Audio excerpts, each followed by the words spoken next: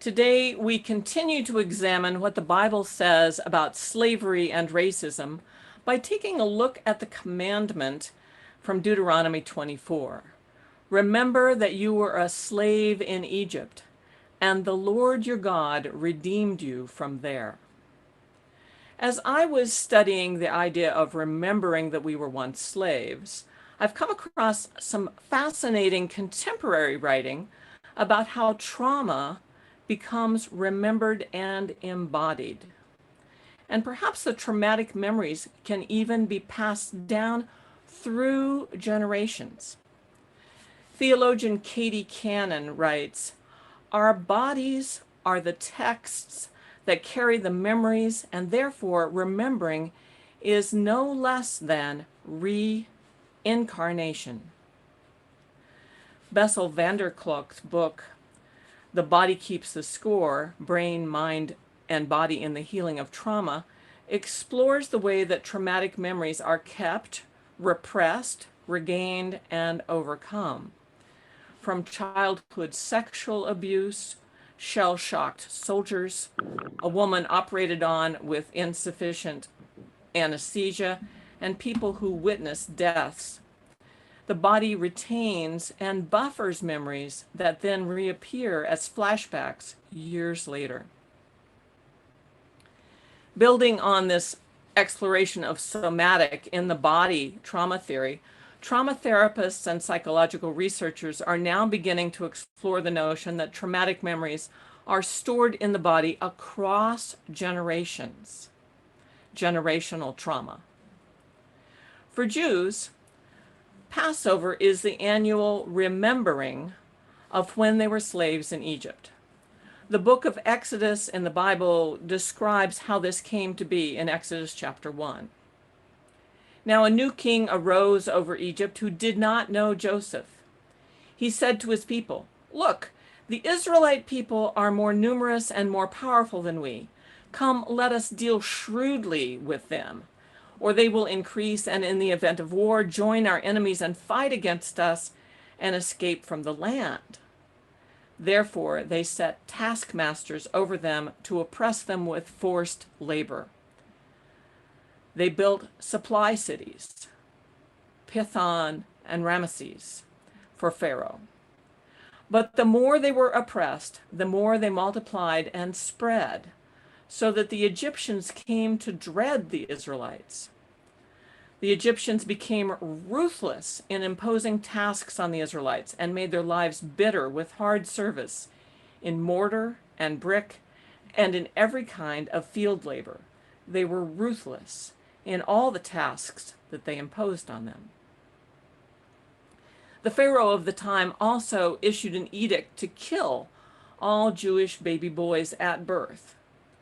But the midwives disregarded and got around this ruling by telling Pharaoh and the Egyptians that Jewish women were so strong that midwives weren't called for at birth. So imagine and remember that you were a slave. Your lives were filled with hard labor and ruthless taskmasters, and your children were taken from you to be killed. Let's consider how our bodies remember. How many of you have worked outside in the hot sun doing manual labor? Show of hands. Okay. How many hours did you work before taking a break? Show of fingers. How many hours did you take before? 4 hours, 1 hour? No, who knows? A few hours, 2 or 3. How did your body feel after that first day of hard work? Sunburned, yeah, bad, sore, achy, tired, hardly able to move. And how many days in a row did you do this work?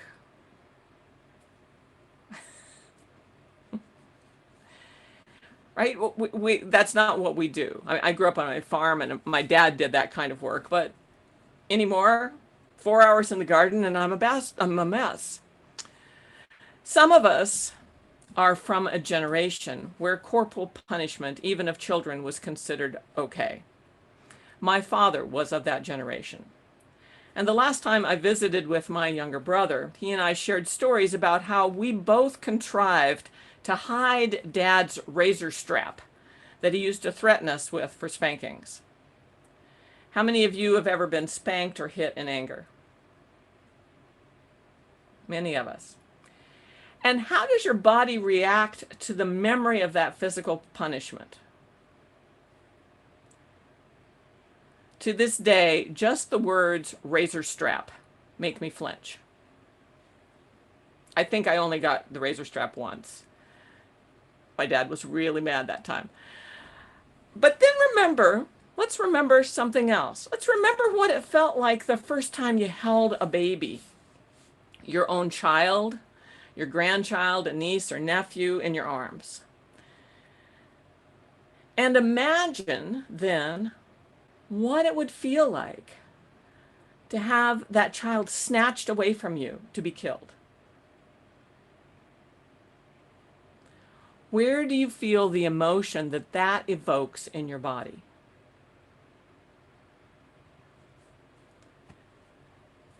Remember that you were a slave in Egypt. In urging us to remember, the commandment contains a number of actions to be compassionate toward orphans, widows, immigrants, and strangers, those who have no systems of support within the community, not to deprive them of justice or clothing, and to give them access to the harvest, including grains, grapes, and olives. Remembering how we felt as slaves is a call to empathy and reminder that those who are not protected by family ties in community are to be valued and not excluded or made other. American slaveholders clearly did not pay attention to this part of the Bible. Just let me share my screen and show you a picture for a minute. I included this in the bulletin, but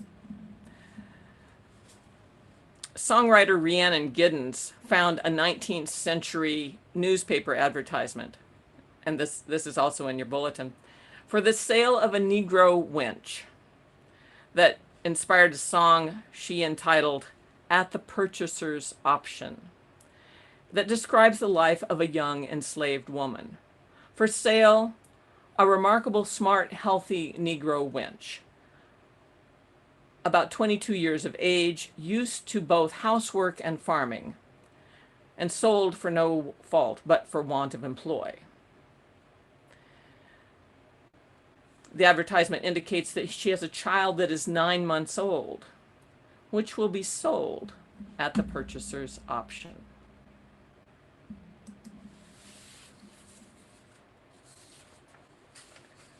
Giddens puts voice to the young woman's remembering of her life as a slave with these words. I've got a babe, but shall I keep him? 'Twill come the day when I'll be weepin'. But how can I love him any less, this little babe upon my breast? I've got a body dark and strong. I was young, but not for long. You took me to bed, a little girl, left me in a woman's world. Day by day, I work the line, every minute overtime. Fingers nimble, fingers quick. My fingers bleed to make you rich. You can take my body, you can take my bones. You can take my blood, but not my soul. Imagine, she was just a girl working in the fields, and her young nubile body caught the plantation owner's eye, and she was pulled into the house to work and to be raped for his pleasure, at his leisure. We don't know if he tired of her or whether her presence created marital conflict when the results of her pregnancy became obvious and her child visibly looked like his white rapist father. But the plantation owner placed the advertisement that this remarkable, smart, healthy Negro wench is for sale, as is her child, but that's an add-on option to the sale. One wonders what would have happened to the baby if not sold with the mother. Would another slave take him in and care for him, or? We don't know. does your body feel after hearing that story? Remember that you were a slave. In the book Post-Traumatic Slave Syndrome, Dr. Joy DeGruy asks, isn't it likely that many slaves were severely traumatized? Furthermore, did the trauma and the effects of such horrific abuse end with the abolition of slavery? No, the trauma is remembered, and it is only when we respond with empathy of remembering when we too were slaves that we all begin to heal. But what of those of us who are not Jews or whose ancestors were not sold as slaves from Africa? How do we remember that we were slaves? What if we immigrated from other places? What if our ancestors were plantation owners or overseers? How do we connect empathetically in our own bodies? In the book, My Grandmother's Hands, Racialized Trauma and the Pathway to Mending Our Hearts and Bodies, Resmaa Menakem, a trauma therapist, writes, we need to ask these same questions about English colonists who made their way to America. Isn't it likely that many of them were traumatized by the time they arrived here?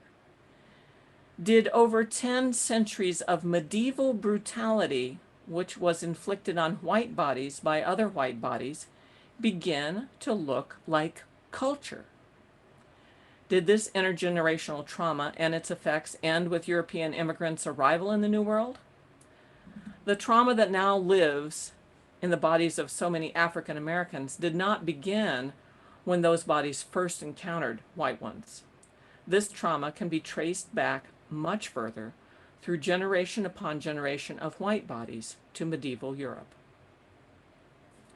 Perhaps for those of us with European ancestry, we don't have to go as far back as medieval times to remember trauma, because trauma also carried forward in white bodies in Europe as well as in the US.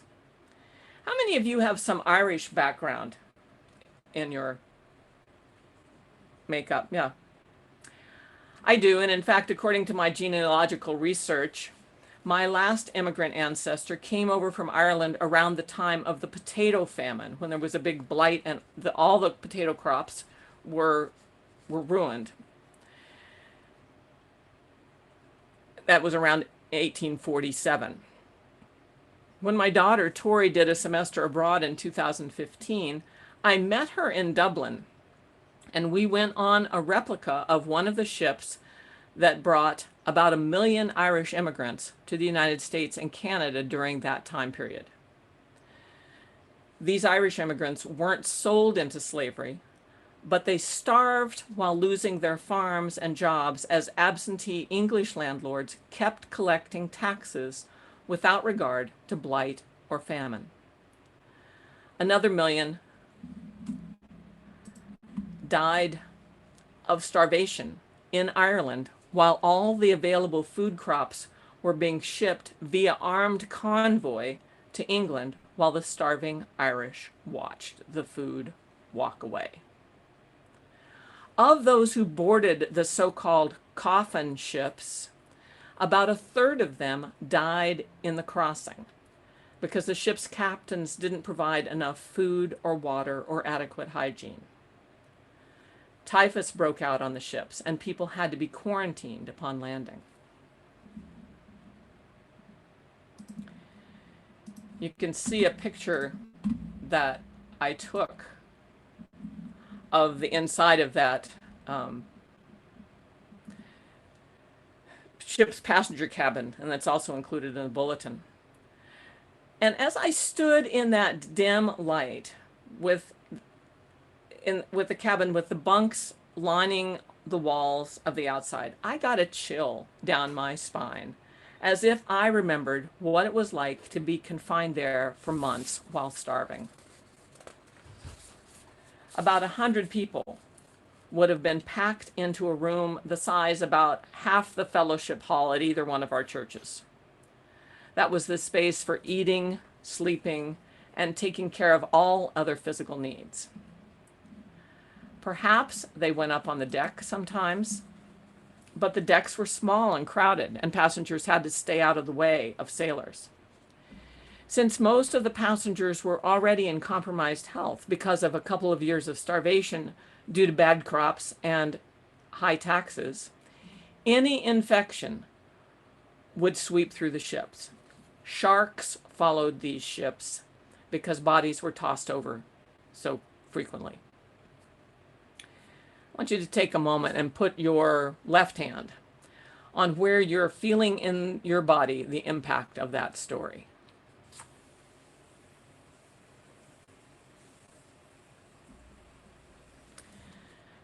I want to say at the end of the voyage, there is no comparison. While the Irish paid to get on these ships, once they got to North America, the Irish were discriminated against, but not enslaved, and were free to work. These voyages, however, sound remarkably similar to the way earlier slave ships from Africa were described. And the brutality of the powerful loaded and steered the ships in all of these circumstances, and the trauma remains.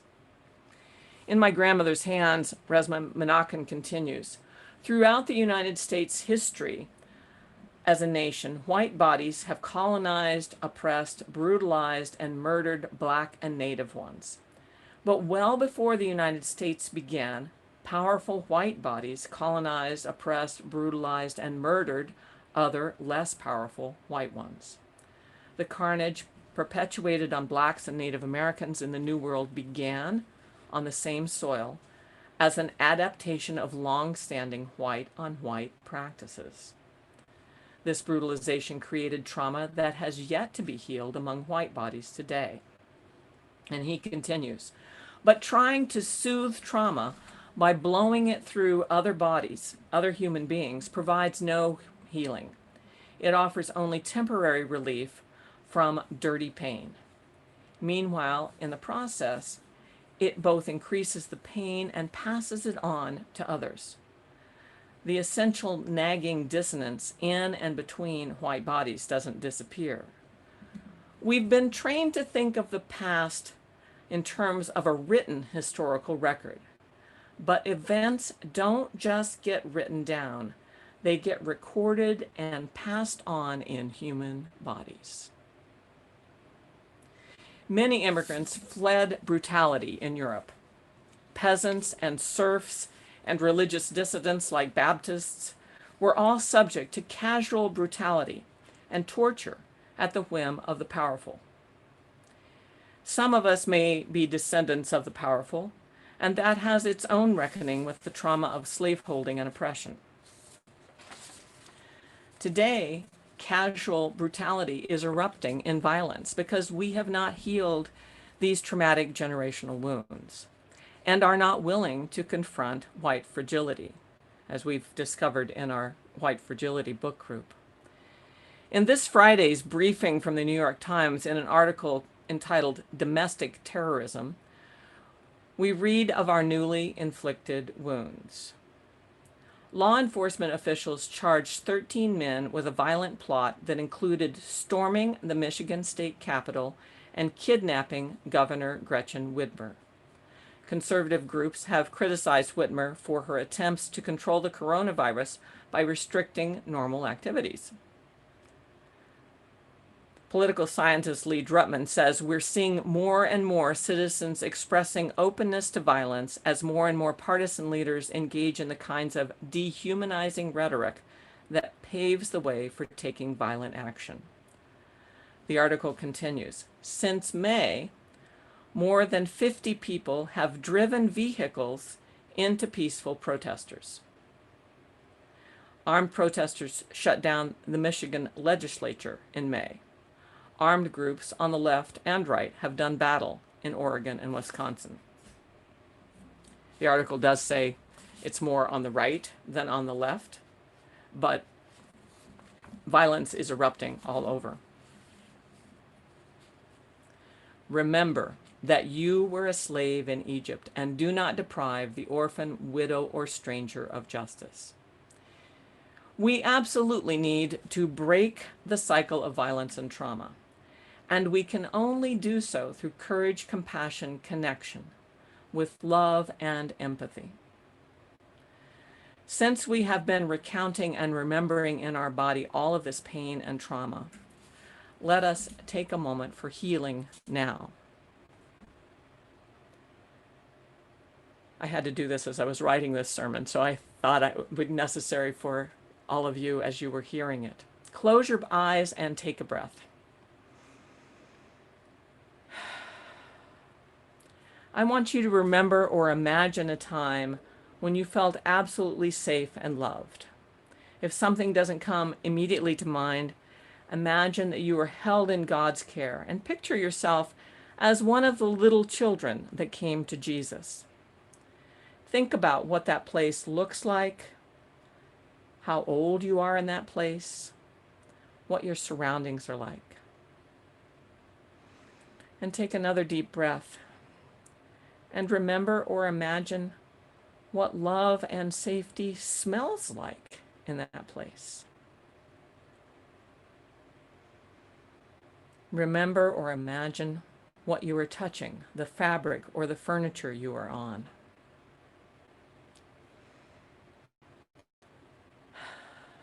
Remember how relaxed and at ease your body feels when you're loved. Place your right hand on the place in your body where you now feel that love and safety. Let that feeling radiate to all the places where you were or are holding the remembered violence and trauma of slavery and injustice. Take another deep breath in, filling yourself with the love of Jesus and the peace of the Spirit. Open your eyes, breathe in again, and when you exhale, let your breath carry peace and love into every space in the world. In the name of the one who calls us to remember, amen.